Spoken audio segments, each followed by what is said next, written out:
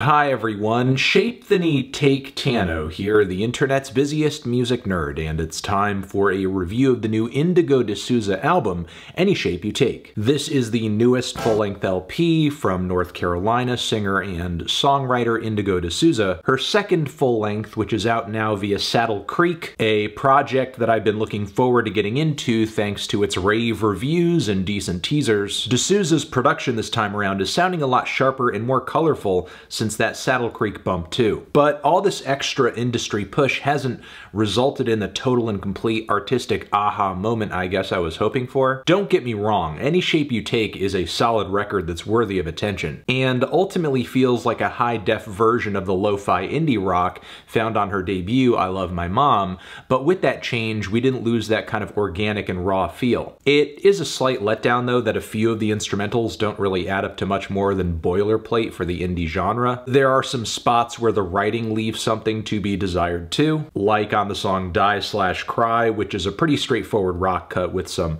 Americana-flavored guitar licks popping in here and there. The vocal performance has a tangy timbre to it that takes me back to the 90s, and while I do like the sentiment of the song, the refrain itself lyrically is painfully basic. I'd rather die than see you cry, than see you cry, than see you cry. Sure, it does take on a darker angle in the second half with I'd rather die before you die, but those lyrics don't really sit all that well with me either. Though I will say they play a part in a larger portrait of De Souza's feelings and emotions on this LP, where she comes off very much like a giver, somebody who is always wanting to take the emotional brunt of a situation. So yes, while I do have my issues with this track, a bigger problem is the song Pretty Pictures. For one, the instrumental on this track sounds like something fit for a sad scene out of a bad rom-com. It's also essentially a breakup song, which is fine, but the lyrics are so on the nose and so lacking in any personal details,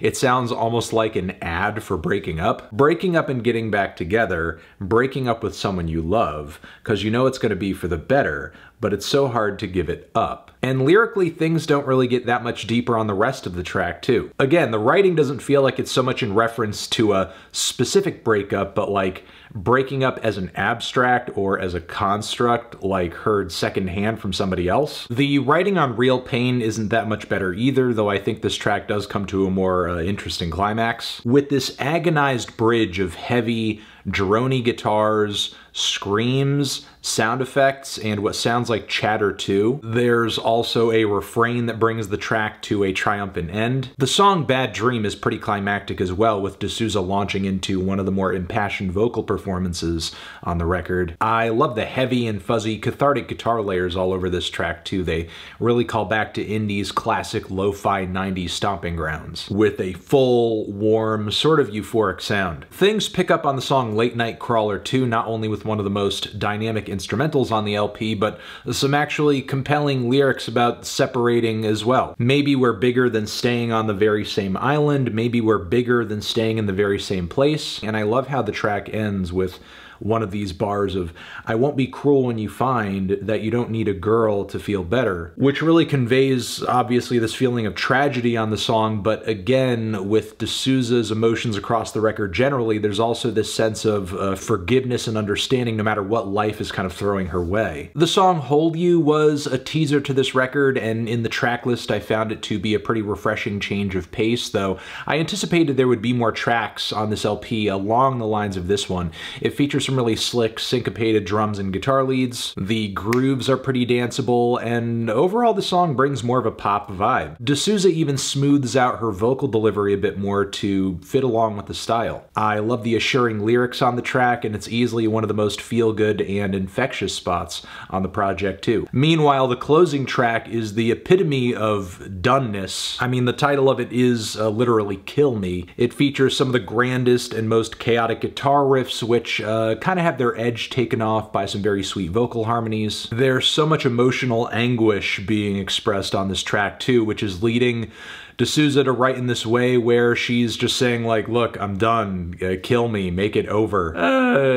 Been there. Look, overall I feel like this is a very solid indie rock record that is worth the hype that it's been getting so far, though maybe it didn't personally meet my expectations. Stylistically, it's not all that inventive, but there are strong displays of emotion across the project. The production's fine, the performances are pretty raw, and the songs are well arranged and structured. Yeah, there are some spots where the lyrics are lacking or a little bit too repetitive, but there are even more spots where they're worth diving into. Like on the opener 17, where De Souza actually delivers a bit of a synth pop number, with some really creative vocal manipulations that are some of the most refreshing sounds on the entire record. I hope it's not an idea that she abandons on future projects. I'd love to hear that come back, especially since her vocals are so good.